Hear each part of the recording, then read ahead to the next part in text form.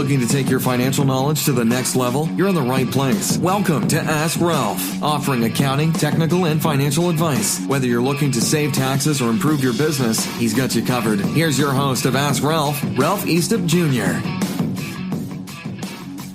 Hello and welcome back to the Ask Ralph Show as we continue our new series on 54 ways to save money. And in our first session, we started talking about some of the general savings tips. We talked about an emergency fund and building a budget and how to get involved with automatic savings and setting short-term goals. And we ended up with talking about putting money into the retirement account. So now I just want to delve into some more areas in our general tips. And the first one is save your windfalls and tax refunds. And I see this as being a way to really create savings quickly. And again, we're talking about some of the tips here on americasaves.org. Again, I would recommend that as a great website to take a look at. And what they're talking about here is every time you receive a windfall, such as a work bonus, inheritance, contest winnings, or a tax refund, put a portion into your savings account. Now, one of the in general terms, this is the idea is called, pay yourself first. And it's really a great idea in that whenever you have money that you weren't expecting, set aside ahead of time, come up with a plan that says, here's what we're going to do. And actually that's where we're going next is talking about making a savings plan. And those with savings plans are twice as likely to have to save successfully. And that's where America Saves comes in. If you take the America Saves pledge, you can find all this information right on their website. They'll help you set a goal and make a plan. And it doesn't stop there. They also motivate you with information, advice, tips, and reminders to help you reach your savings goals. It's like a personal support system. But this goes right into that windfall. So, you got to think about this ahead of time and say, you know what, I'm going to have a savings plan.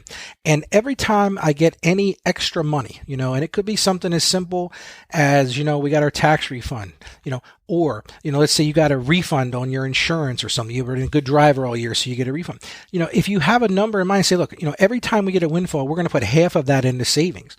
Well, you'll be amazed at how quickly, those savings will multiply. And it's just because you have a plan and you say, okay, here's what I'm going to do. And, if you don't plan, you're going to fail. If you do plan, you're probably going to make it work. Now, one of the things that, another thing you can do is save loose change. And I actually have a client that he has a philosophy. He never spends a $5 bill. So whenever he gets a $5 bill, it automatically goes into savings. And it's amazed me how quickly he's been able to save thousands of dollars just because he puts that $5 bill aside. Now, I guess you can try to circumvent that. And, when you're getting change back at the register, say, listen, just give me ones. I don't need fives, but that's all kidding aside. But even saving your loose change, I remember as a kid, my dad had one of those big water bottles, I think it was glass at the time, put on a water cooler. And he would put all his loose change, and I'd see dollar bills in there and pennies and quarters. And I remember at one point he said, listen, there's enough money in there now that your stepmother and I are going to go take a trip. So it really does add up, if you use that loose change.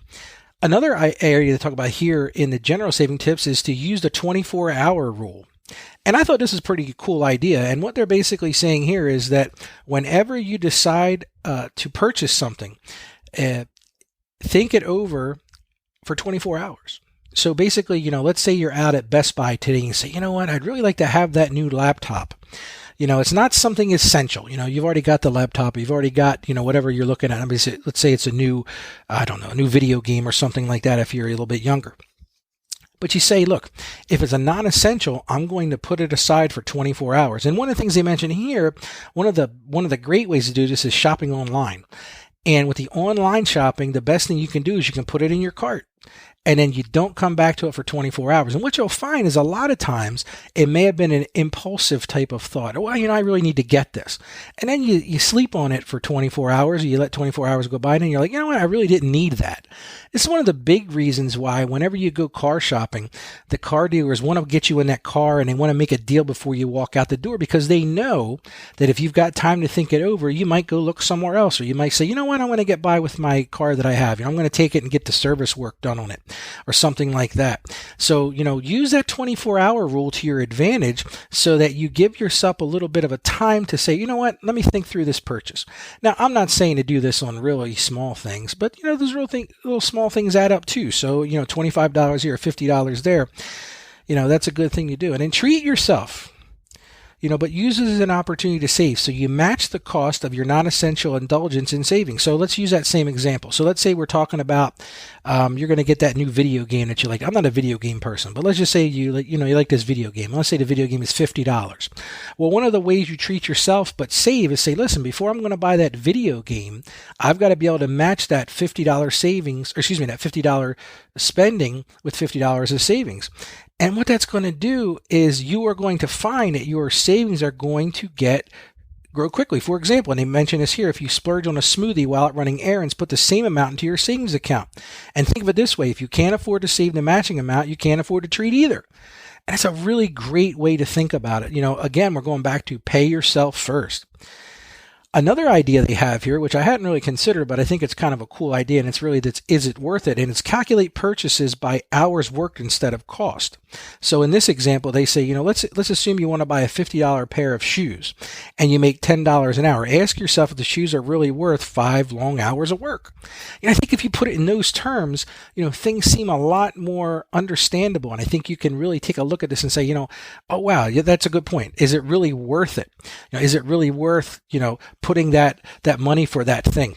Another one is here, unsubscribe to email marketing lists. One of the things that with the advent of technology, retailers have really gotten good at this. They send you these incessant emails or texts or whatever it is, because they know, they could take advantage of the fact that maybe you're tired, they send you, you get this 30% off at Kohl's, well, I don't want to pass that up, so pay attention to that. And if you're one that's going to give into that temptation, then maybe the best thing to do is just unsubscribe to that. Another cool idea they have here is to remind yourself to think through every purchase by covering your card with a savings message.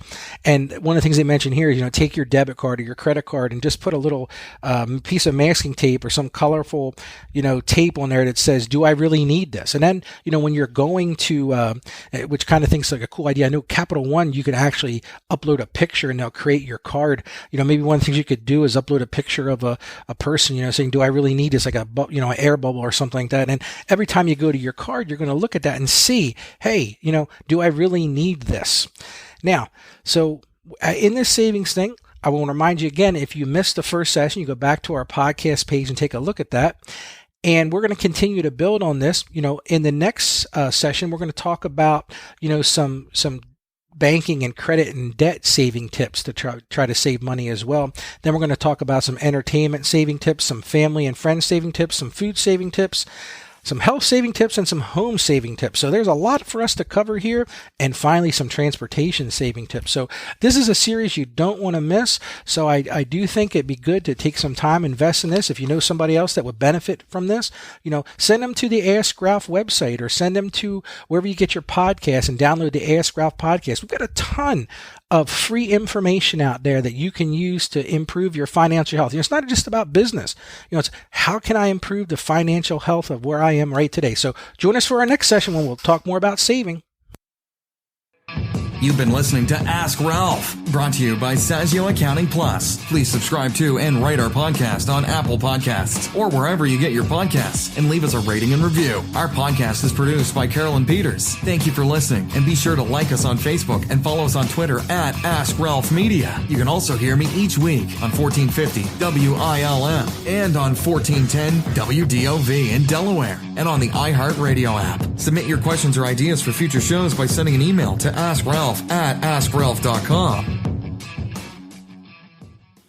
The information contained in this episode of Ask Ralph is based on data available as of the date of its release. Saggio Accounting Plus and Ask Ralph Media Inc. is under no obligation to update this content if changes occur. Applying this information to your specific situation requires careful consideration of all facts and circumstances, and any information provided is not to be considered as financial, tax, or legal advice. Please consult your tax advisor or attorney before acting on any material covered.